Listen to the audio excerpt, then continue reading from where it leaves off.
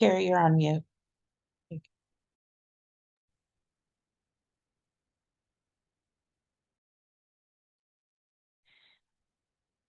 All right. Well, it is noon, so we are going to go ahead and get started. I appreciate you all joining us today. And, we have quite a bit of material to get through in an hour. So we'll go ahead and get started. What we are going to do is hold questions for the end, just to make sure that we get through all of the content. My name is Karrie Potter, and I am an educational support coach with Family Matters. And so Family Matters is a parent training information center. We cover 94 counties in Illinois, and then FRCD is the other parent center in the state, or Family Resource Center on Disabilities. They cover 8 counties in the Chicago area. Those counties are McHenry, Lake, Kane, Grundy, Kendall, Cook, DuPage, and Will. So, based on what county you live in, you can reach out to your parent center for any special education needs. And I will say that Family Matters is not a legal services agency, so we can't provide any form of legal advice or legal representation, and any information received from Family Matters is not intended as legal advice and should not be used as a substitution for legal advice. So any information from today should not be substituted as legal advice or taken in that format. I do want to thank Terry for collaborating with us and to bring this presentation today. And today we're going to focus on advocating effectively in IEP meetings. So today the purpose is to focus on, effective advocating. And so there are a lot of different components to that. Today we're going to cover, we want you to be able to take away the collaboration components, what barriers there are to collaborating, identifying those, and being prepared for meetings, how to prepare for meetings, and interest versus positions is another thing that we'll talk about today, as well as respectful communication during a meeting and how to resolve disagreements constructively. Again, if you have questions, we will take those at the end. So go ahead and put those questions in the chat box. And we will be monitoring the chat box and taking those questions at the end of the presentation. We won't really have time to take individual scenarios or talk about individual situations. So if you want to talk specifically about a case or a student or your own child, feel free to contact our office. You can set up a call with one of us. You would either talk to myself or Abby as an educational support coach, and we can help you kind of learn to navigate that process and listen to your, individual concerns and walk through with you what options you may have to consider moving forward. So, collaboration, when you want to work together, you need collaboration. And with an IEP, you have an IEP team that all work together, and you have to be able to work together and collaborate to meet the needs of that student appropriately. The student is at the center of an IEP. So you really need to um, be able to provide open communication. We find that open communication is key to making a team work well together. So the best environment in which to advocate is going to be an environment that has collaboration. Ideally, parents and school staff are going to be able to cooperate and be cooperative and have open and honest communication between them and share responsibilities and show mutual respect. Um, so Family Matters, here at Family Matters, we definitely promote building strong and collaborative relationships between home and schools, caregivers and families. We want to see, relationships built and not broken down, because things just aren't as productive when relationships are broken. Um, like we said, there are many team members that make up an IEP team, so it's learning how to work together um, for the most appropriate interest of that student. So there are necessary components that come along with learning, how to work collaboratively together. So you have to have, again, that open communication. As you advocate for your child, you want to keep all of these components in mind, these components of collaboration. So You need to be empathetic to the situation of the educators and administrators and be willing to listen respectfully. And that goes both ways. A parent needs to be able to be empathetic and listen and hear what other team members have to say, just as, other IEP team members need to be able to be empathetic to and listen to what parents have to say. So you really need, communication, respect, that genuineness and empathy, and that willingness to listen. Those are all really important components. And one thing, to remember is just as you want other people to hear what you have to say and, try to hear from your perspective and where you're coming from, you want to do the same for others. Communication, again, it's very important. When there's miscommunication, that leads to misunderstanding. And so one of the most effective advocacy skills is to keep in touch with school as a parent, reach out to the school and determine, what in what ways can I communicate with you? What are your most appropriate methods of communication? Learn how to build those between school and home relationships, parent or caregiver and school relationships. Um, so I'm just going to ask a question and you can put in the chat what your answers are. What is a communication strategy that has worked well for you? And I'll give you a minute to put that in the chat.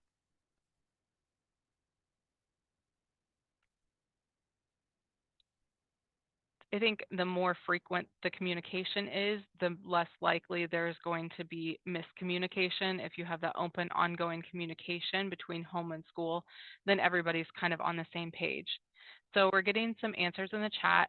Listening before speaking is a strategy that has worked for some. Having a question journal, being respectful to administrators, being clear and kind. If you're unsure, you need to ask.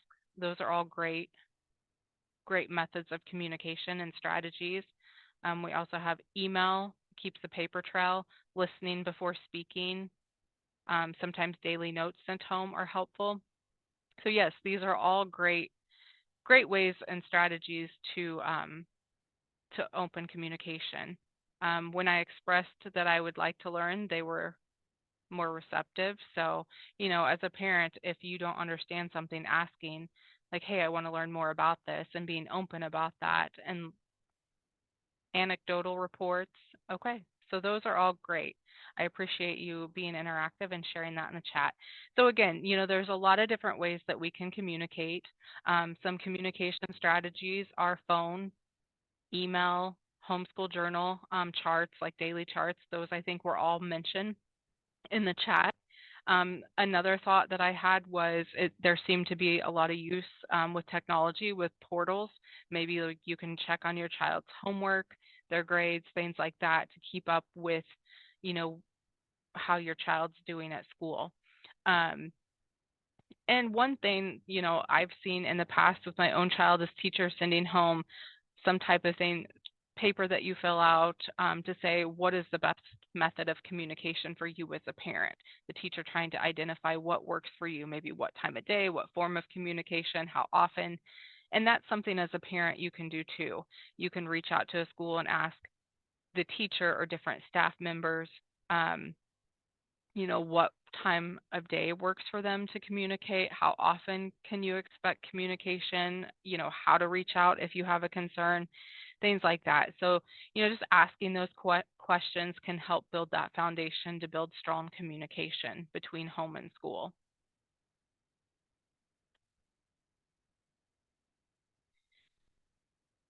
So we have to think about barriers to effective communication to know kind of what to avoid. When it comes to, we want to avoid these barriers and just keep strong communication going. So sometimes, if it feels like a relationship is unequal, that can kind of be a barrier to communication. Sometimes maybe a parent feels like they don't have as much say or don't know as much as another IEP team member that works in the school because they don't have the background or education. But I think, as parents, understand your child, you're with your child forever. You have a lot to offer, to the IEP team, a lot of things. You see your child in different situations. that maybe the IEP team doesn't see them in at home, out in the community. You see how they do on homework, things like that. So you have a lot of information to share with other IEP team members and to communicate with them. And just the same as, school staff are going to see your child at school where you're not there during the day to see how they are doing in certain classes and throughout the day. So, you can ha- school staff and other IEP team members who work with your child at the school have a lot of information to share with you about your child during the school day. There can definitely be differing styles of communication. So some people are maybe more assertive, some more aggressive in conversation, some more passive.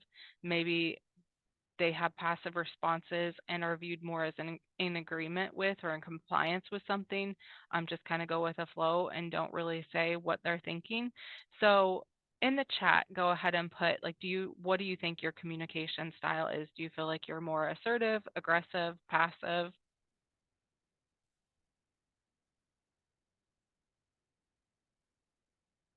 We have people saying assertive mainly, assertive but respectful. That's good.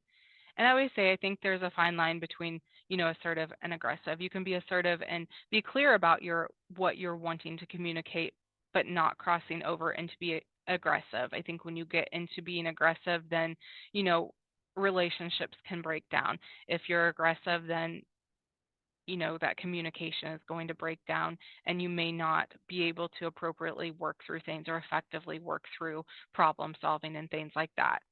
Somebody says I had to learn to be assertive, not aggressive, be clear and respectful. Working on being more assertive than passive.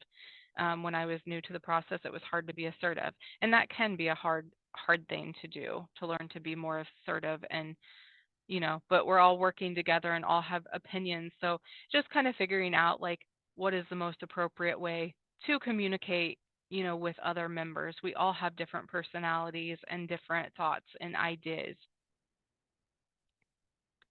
So I think another barrier can be that the IEP form can be very overwhelming.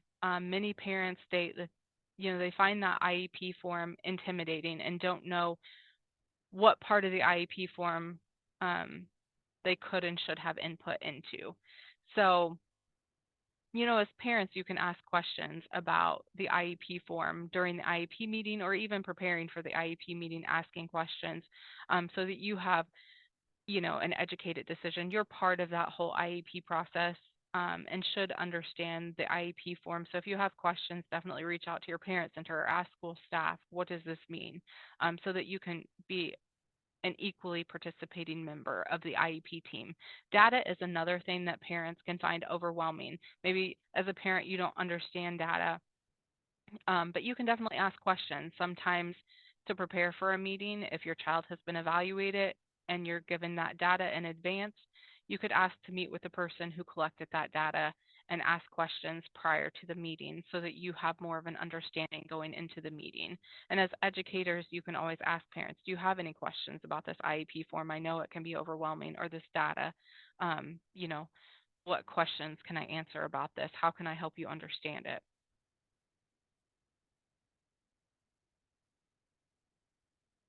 So again, as parents or caregivers, the Individuals with Disabilities Education Act guarantees that parents and students are all part of the decision-making process. As parents or caregivers, you're recognized as equal participants in the IEP team. And there is a section on the IEP where you can list your parental educational concerns.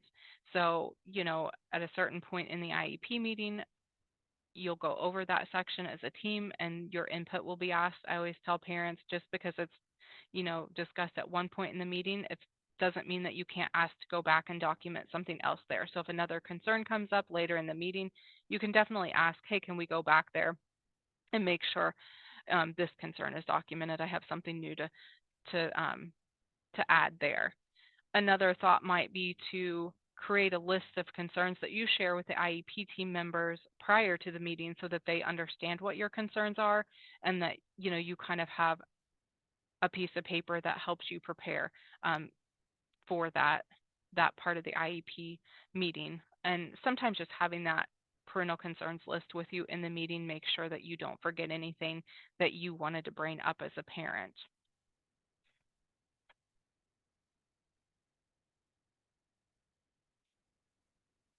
So I think another thing that's important in making sure the meeting goes smoothly is preparing for the meeting. So one thing that you can do is review past data um, and any new evaluation reports. And you should get any documents that are going to be gone over prior to an IEP meeting, which would give you time to review these and reach out if you have questions. But reviewing past data and reviewing any new evaluation reports kind of gives you an idea of where was my child with this past data, where were they, and what does this new evaluation show? Does it show that they've made progress? Is that gap from where they are currently, their present level, to where we want them to be or at grade level? Is there a huge discrepancy there? Do I have concerns about the progress they're making? Are they making adequate progress? You know, reviewing that data is really going to help give you the whole picture of where that student is and really help you identify any concerns you have so that you can share those during meetings. You can also review any draft IEP goals. You should get, you know, a copy of the draft IEP prior to an IEP meeting so you can take a look at that information prior to the meeting and see. You could even look back at old IEP goals or the current ones and see, how do these IEP goals differ? Have they made progress over the last year?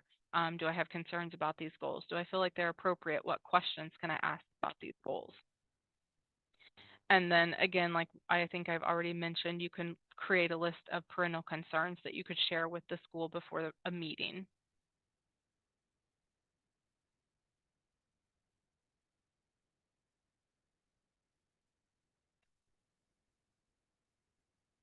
Okay, and you also want to think about the student's needs. Like we said, the IEP is about that individual student. So you want to think about what their needs are. So you may think about, what does that school day look like for that student? Um, and what are their strengths during the school day? What areas of concern do you have about their school day? Um, what might they have difficulty with during the school day? You know, do they need kind of a sensory breaks throughout the day? Certain times a day, you know, maybe they just need a break for sensory needs. You know, what do you see as a parent? You could share what difficulties you think your child's having or what you're seeing throughout the school year and share that with the school. Um, you could think about, what are my child's needs related to group activities, classroom transitions, things like that. What concerns you have. And you can even share with the IEP team members what you see at home or in the community and ask about what they see at school in these areas. Write down any areas of concern related to discipline, behaviors in the classroom, and asking about, you know, what the child's likes, dislikes are about school. What do they find hard? What do they find easy? These are some questions you might be able to ask the child themselves and get their input on in preparing for a meeting. So we had talked about having a list of parental concerns. This, the way it's typed, is kind of more from a student perspective, but this could be used as a parental concerns template. You could list your concern, make a chart, list the concern. Um, why do you see this as a problem? Maybe what's a possible solution? And this is a chart maybe you could use to take to an IEP meeting to keep track of, you know, did I get all of my concerns addressed at the meeting? Was I able to bring them up? Were we able to discuss that problem and discuss a resolution? And you could document those. And then, you know, if there are some concerns where you're like, we didn't get to that, or I don't know that we really met a resolution on that, or how to resolve that, a plan to resolve it, you could always follow up in writing after a meeting to say, I still have these concerns I'd like to address, or know where we stand on these, and just follow up in writing after an IEP meeting to discuss, you know, any unresolved issues that may still be standing. And if you want a copy of a form like this, I can definitely get a form. I think we have a form similar to this that I can send out. I'll make sure to send that out after today's training. So if you create a list of concerns, whether they be like a chart like we just showed you, or some other form of parental concerns list of concerns that you want to make sure are discussed at a meeting. You may have questions about who do I share this with. Um, you can share with all members of the IEP team, and you could ask for input from when you share it with IEP team members. Ask for input and sharing of their ideas either before or during the meeting. Again, I think it's important to share it prior to the meeting because, you know, as a parent, you want information prior to a meeting. It's helpful for IEP team members and school employees to be able to see your concerns and prepare prior to a meeting. And then you can, always email it or you could take it to the school personally. Um, there are different methods to getting that information to the IEP team members. And you could always, if you have an email for just like the special education coordinator, you could always email it to one person and in that email ask that they share it with other IEP team members if you're having difficulty locating, contacts for other members.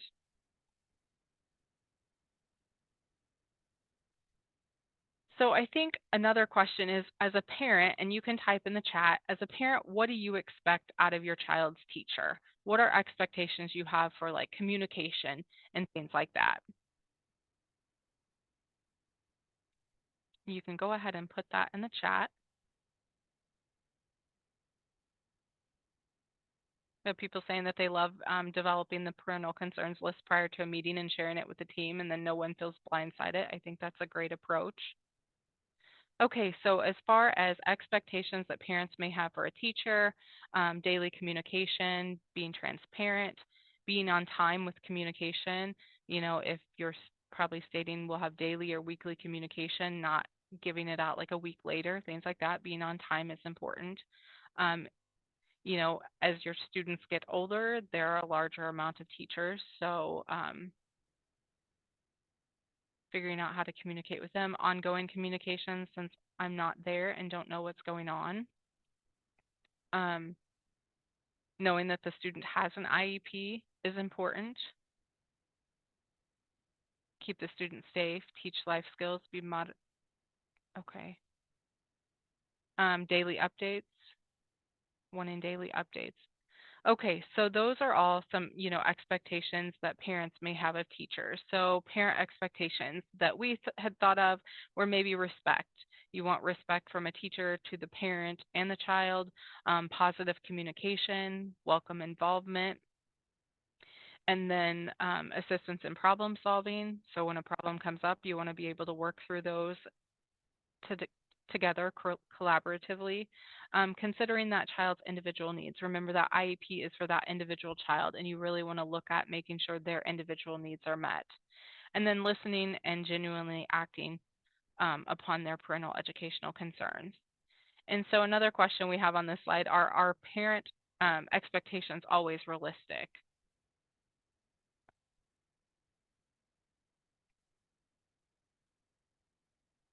And we're getting some no, sometimes parent expectations may not be realistic. And sometimes you have to think about, you know, if you want communication multiple times a day, things like that. Is that realistic for a teacher when they're teaching, classes and things? But I think that's a point where you can problem solve and just communicate about how often communication can take place between home and school and, again, figuring out what time frames the teacher can communicate during. So another question is, what should the child's teacher expect from you, the parent or caregiver? So go ahead and feel free to put in the chat. Another question is, do staff understand the perspective of parents, and where could the two have differing perspectives?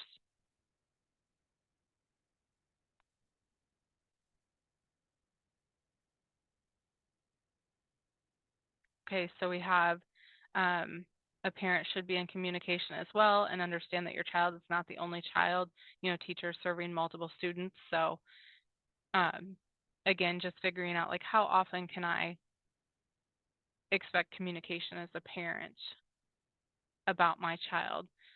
Sometimes parents have different perspectives. They're looking more functional application skills for the future, um, honesty.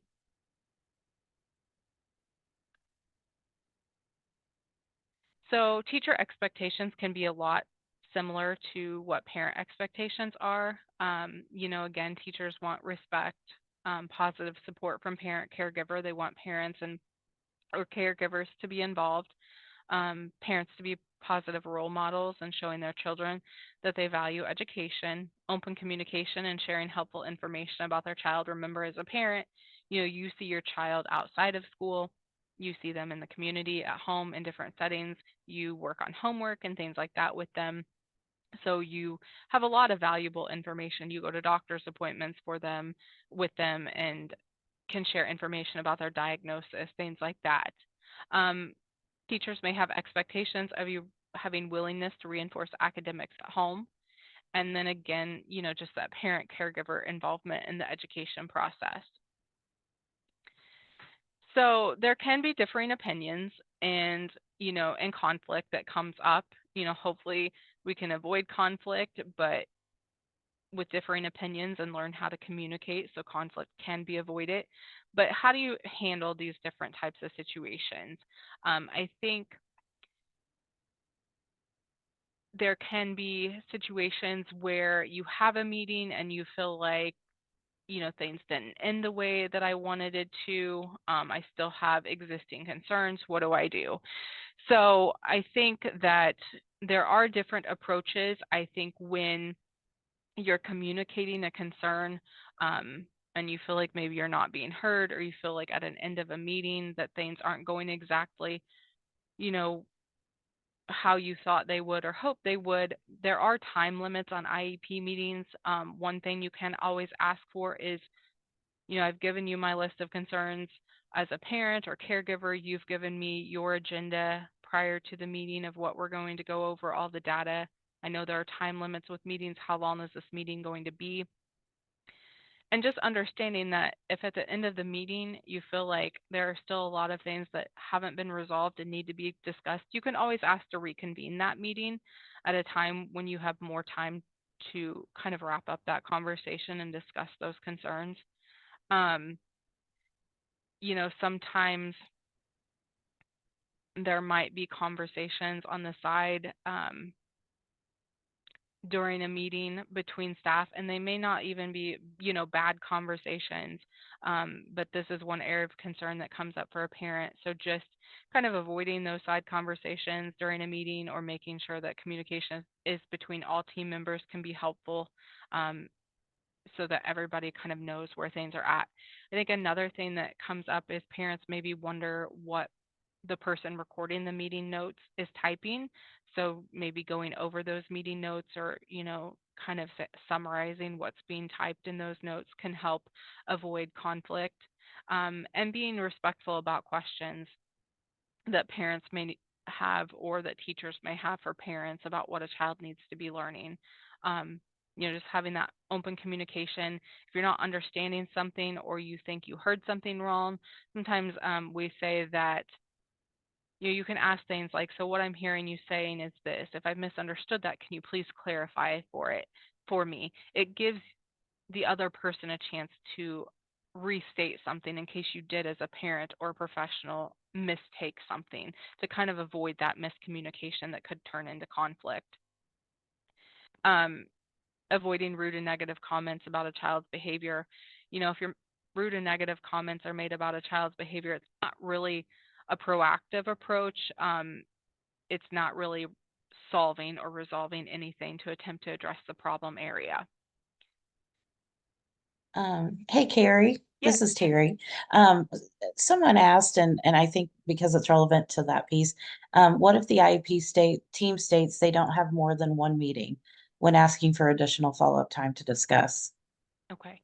So I think in that situation, a family could always, again, just say in the meeting, say, so what I'm hearing you say is that, we don't offer the opportunity to reconvene the meeting. Can I'm asking for a denial in writing to my request. If it's given in the meeting, then you can figure out where to go from there. Sometimes just asking for something in writing can help turn around the conversation, or you can follow up after the meeting and ask for a reconvene in writing, and ask for a denial if the district is not in agreement with that, but then just kind of putting that in writing, so you're making that request in writing, could be, a helpful idea. Great, thank you. Uh-huh. Some factors in conflict might be trust. Like we said, if there's a breakdown in communication, differing views of the students, again, personality difference or lack of problem solving skills or knowledge, those can all get in the way and lead to conflict. So it's really trying to learn how to work through these things and work together proactively. Conflict really is going to develop when people feel threatened. In education, conflict can encompass eligibility or placement, related services issues. So related services are like speech, occupational therapy, physical therapy, vision services, things like that. That's just kind of a few brief examples. But, you know, emotions can run high when you're talking about eligibility, placement, things like that. If maybe a parent feels like my child should be eligible for services and, at the end of a meeting to determine eligibility, a student isn't, I mean, those can lead to conflict. Um, so I think, you can always work on addressing the person in which you have the conflict with, ask to talk. Sometimes it helps to sit on things and not just um, address them when emotions are running high. Just kind of sit and think on things for a couple days, look at the data that you've been given, think about what your options might be moving forward and determine those. You can always reach out to your parent center or talk to other, staff and try to help you understand how, why something was proposed.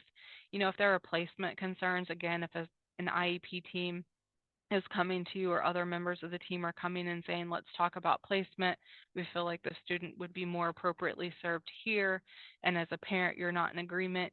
That can lead to conflict, but I think as a parent, you can look at, okay, what's been done, what's being done currently, what's implemented in the IEP right now. Is there anything we're not trying right now? That we could try or implement in the IEP differently to more effectively and appropriately meet that student's needs at school in the current placement, um, and really look at, is there something more we could do before we get to the point of placement change? And so again, you can reach out like to your parent center to talk more about that. Again, we definitely promote building relationships, and we can't tell you what to do, but we can talk about, your rights and maybe what options you have to consider moving forward and approaching that area of concern.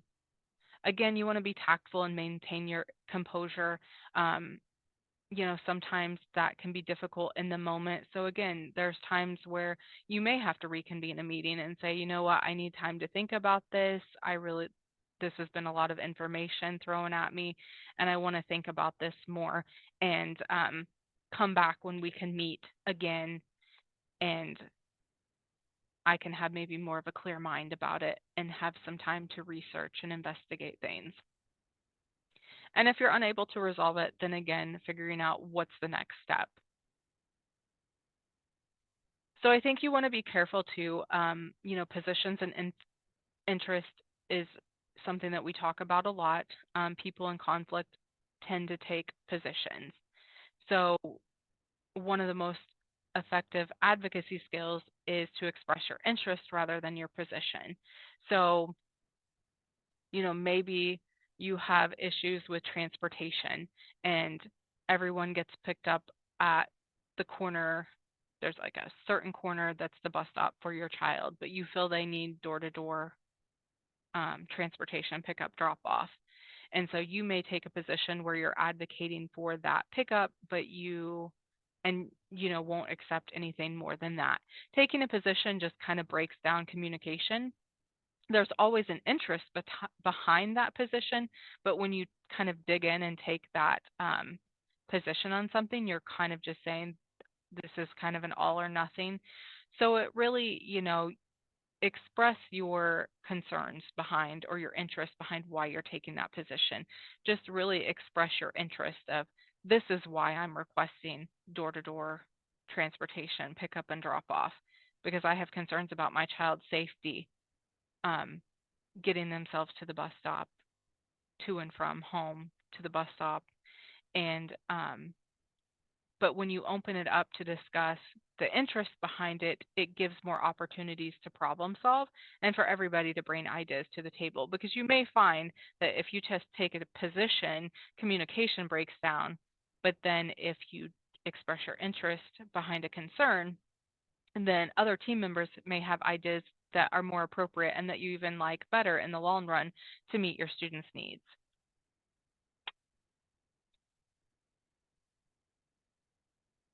So again, just taking a different approach can help avoid conflict. And like we said, there are multiple interests to any underlying position. So it's just helping everybody understand what your interests are and why you're requesting something, not just digging in and taking that position and saying, this is what I want. I won't settle for anything different. So again, like once you discuss your interests and your areas of concern, the whole team can come together and understand where you're coming from, and then it really expands the possibilities for moving forward and problem solving. So in the chat box, do you want to share what is an example of an interest maybe you have held? Not a position, but an interest.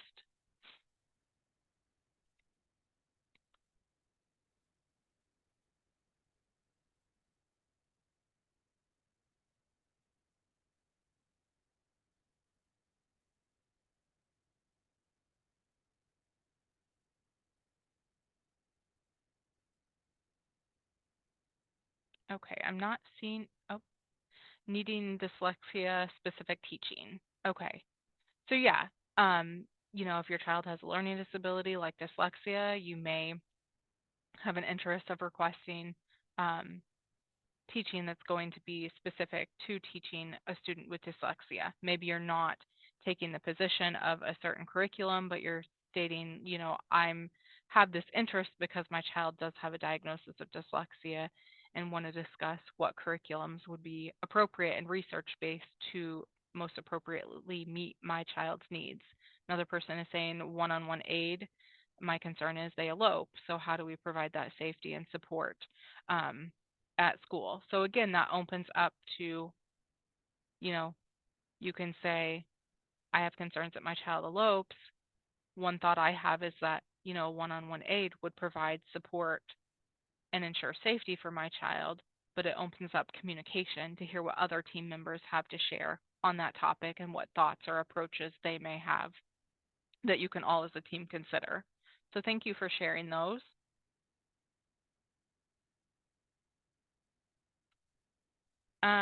So again, positions are really just um, surface manifestations of your underlying motivating interest.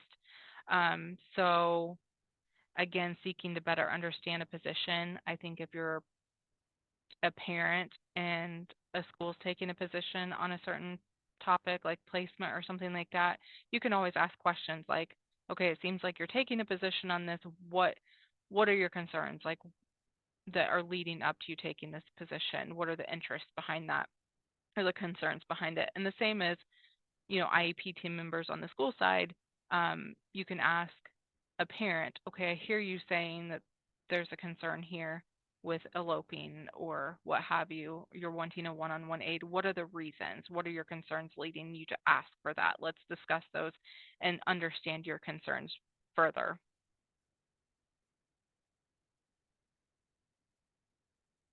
Um, So all interest, even negative ones, can be understood in terms of positive intention, even if an interest comes across as negative. Um, there's probably positive intention behind that. So again, just really trying to figure out what is the reason behind the person requesting something. So I think we've already kind of addressed that question in the chat box. Um, So positions and interests, let's, I'll ask you to put in the chat box, how does positive intention change the flow of discussion? Do you have any experience with that or that you would like to share in the chat box when you focus more on the intention rather than a position? How does that help change the flow of discussion?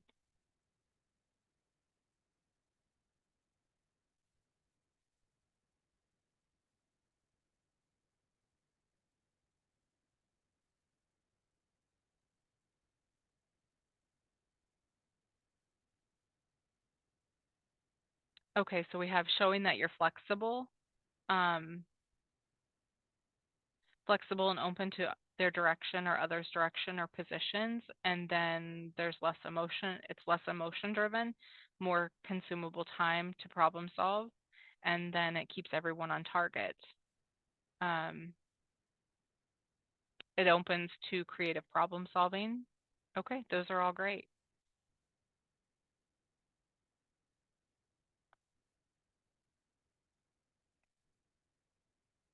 Okay, so another thing in preparing for the meeting, just thinking about how do you prepare for a meeting, you know your interests versus your position. So going into a meeting, you know what you want to ask for, what you want to communicate. Some things to think about is, how to prepare for that meeting. Has data been shared with you? If you haven't had data shared with you prior to a meeting, reach out and request that as a parent. Um, One way to keep a meeting on track and really focused on the student and keep a meeting moving well is focus on celebrations. There are a lot of things that you have to talk about during a meeting about deficits and areas where a student is not working at grade level. And those things are hard to talk about. As a parent, it's hard to think about, your child being behind in different areas and not maybe at grade level and where, you want them to be. So think about strategies like, can we start with celebrations? Can everybody just share something that the student is doing well or an accomplishment they've made? And, some people like to bring snacks and goodies to meetings to kind of make it more laid back, I guess. That's something that you can consider. Does everyone have access to the pertinent paperwork? Has everything, been shared with all of the IEP team members so that everybody can equally participate and make informed decisions during the meeting? Introductions, I think, are important because there may be new faces at a meeting. You all want to know each other, know who each other are, what your role is, so that everybody has an understanding of who everyone else is and what their purpose is in that IEP meeting. There's a lot of working parts, and sometimes, a psychologist or social worker may not be at every meeting because they only come during, times where maybe there's evaluations and things like that. So you may not know everybody super well at a meeting. So I think introductions are super important. Sometimes the student's going to be present. So I think, it's really important. Definitely stay positive. You're talking about that student and their education. Ask for their input. Find ways for them to participate in that meeting. And I think it's really important whether a student's there or not, but especially when a student's there, start with those celebrations and discuss what they're doing well at throughout the meeting, because it can be hard for a student to hear like, oh, I'm only at this grade level in math, like, and I'm in 10th grade and maybe at a 5th grade math level. Those things can be hard for a student to hear as well. So really keeping it positive during the meeting is a way to be proactive and collaborative. Sometimes it helps to set meeting ground rules, just expectations of what everybody's expected to do. Being there on time is important. I think somebody mentioned that before, that that's important to them. Arrive on time, pay attention, and definitely participate on both ends. Sometimes parents may not feel like they have a lot to offer, but as a parent, you do. You're an equal IEP team member. You can use a pre-developed agenda on both sides. If a school has a pre-developed agenda, they can share that with the family. And as a family, if you have a list of concerns, your parental concerns you've developed, share that with the team in advance. Be honest and be open to new ideas and share different insights and frustrations in a positive way. You may be dealing with frustrating situations where you're like, how are we going to resolve this? But you can always approach that in a positive way and try to work through it as a team together and problem solve. And again, be kind and respectful to others, be responsible, and treat others like you'd want to be treated. You may not always, um, I think everybody's working together for the common good of the child, but you may have different views on how to get there. Hey Carrie, quick question about the meeting, real Yes. quick in the Uh-huh. chat. Um, what is the process to have an advocate attend a meeting with a family like the child's therapist? So not necessarily a Right. specific family advocate, but just someone you want to be part of the team as a family. Right. So, if you look like in the Illinois State Board of Education, they have a parent guide that breaks down IEP meetings and who's part of the IEP team. It does say that parents can bring somebody that has knowledge of the child, whether that be an advocate or somebody, another family member. You do have the right to invite somebody to the meeting. Um, so you can just let the school know that you'll be bringing an advocate or, an outside provider, inviting them to the meeting. I think if you have concerns about, they can't attend in person but need to attend virtually, just reach out to your school as soon as you know that somebody else will be attending and say, hey, can you set up a Zoom link, or can you give me a phone number for them to call in on, figure out a system for them to join that meeting. And schools, are typically going to work really well with you and, get that Zoom link to you, or, be open to them coming. But as a family, you do have a right to invite others who have knowledge about your child. Thank you. Uh-huh. As far as, celebrating the child at the meeting, some parents will bring in photos, maybe their child's in T-ball and earn a trophy. Maybe they bring that in to kind of highlight some accomplishments, photo album, or just like a one frame photo, different awards, maybe a student's in 4-H and won awards. Sometimes, that's a celebration that a family will bring in to share with the team members to say, look what my child's accomplished, things like that. Um, family member, if other family members or other people who work with a child are coming to the meeting, like Terry said, if you're inviting an advocate or somebody who knows the child, maybe they have a story or a celebration to share. And again, I think it's important just to explore and share strengths. Everybody has strengths. So, really trying to highlight those, because again, the IEP, you know, really focuses on areas of difficulty and, how we need to improve, what areas need improved, and what areas we're going to set goals in and work on over the next year for that IEP. So it's really important to look at those strengths and celebrations as well.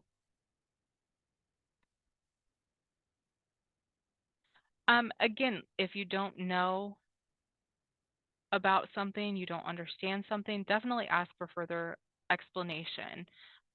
As a parent, I tell people all the time working at Family Matters, I've been here for quite a few years. Sometimes I use acronyms and don't even think about it, or have an understanding of something. Or I'm like, if I say something or use a term you don't know or you don't understand what I'm talking about, just stop me and ask me. It's fine to ask questions about goals. As staff and administration, you're looking at IEPs and things and that all the time. As parents, myself as a parent, when my child had an IEP, I wasn't writing goals. I wasn't a teacher. So I may have questions about, how did you come up with that goal, or what does this part of the goal mean.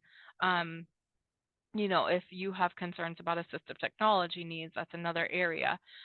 Ask questions. If your child has an assistive technology device of some sort and you're not sure how to use it or how to help them learn how to use it, ask questions. Can I be trained on how to use this? Can this be written into the IEP? Alternate assessments are another area that come up. Sometimes we get questions about, there are assessments.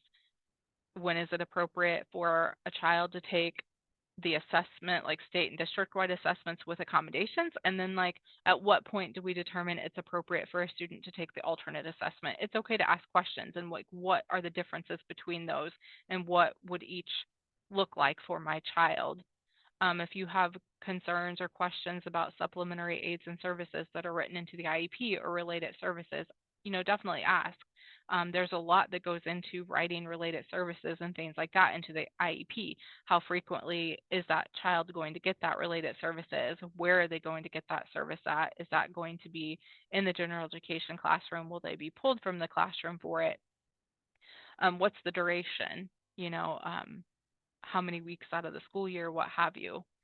Transition is another big one, whether it be like transitioning throughout the school day or transition, there's transition from early intervention to school services and transition from school to adult life and placement options.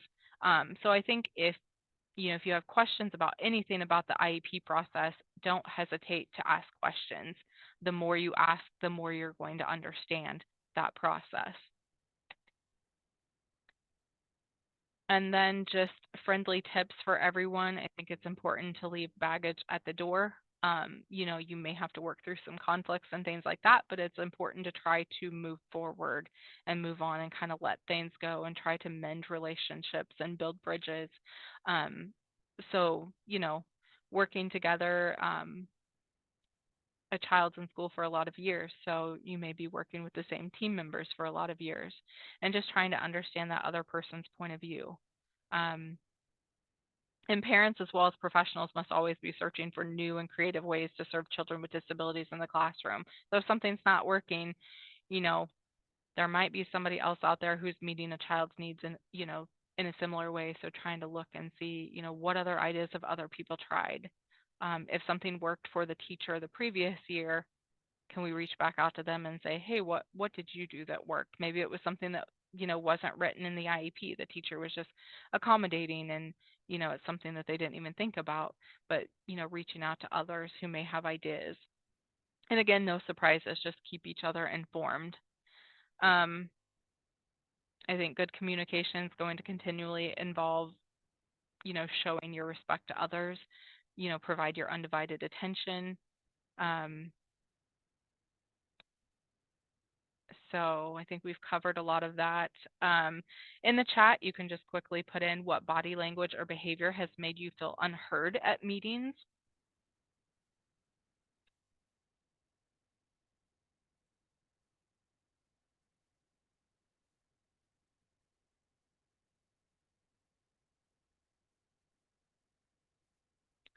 Talking over each other or being cut off when I'm talking, eye rolls. Um, okay. Yeah, so just watching, like thinking about body language, things like that. Um, Moving on without answering a question. If someone has a question, as a parent or a professional on either side, if you have a question, you definitely want to know that your question has been heard and addressed. And I think it's okay if you don't have an answer to just say, I'm not sure about that, but let's look into that and I can get back to you.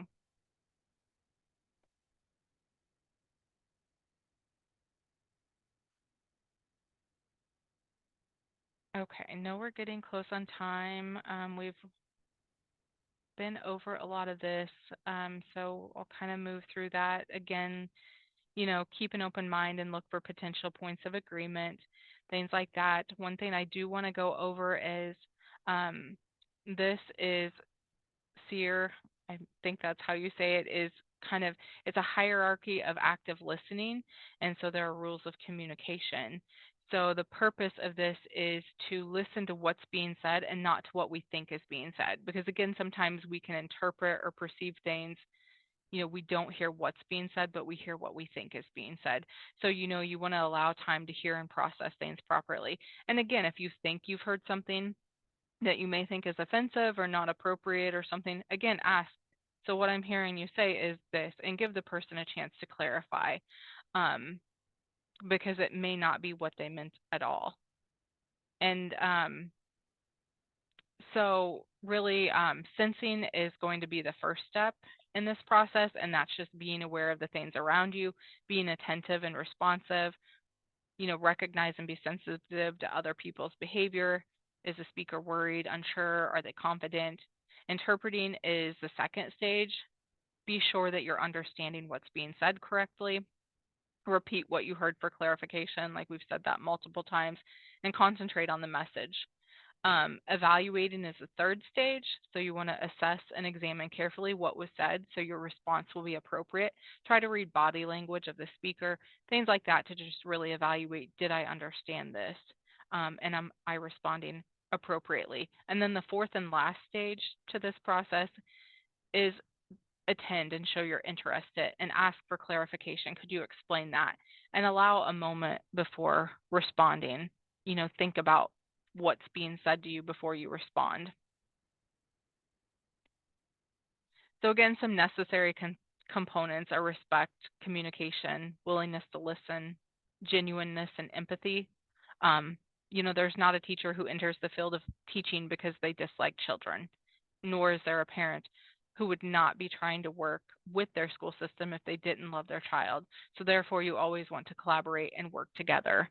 Collaboration, again, is important, and open communication is important. For the sake of time, I do have a video, but it's a two-part video, and I think it would take too much time and put us over. So I will send links to that video out this week and to everybody who signed up for the webinar. So let's go ahead. I'm going to stop the recording, and then we will take questions. Hey, Karrie, there was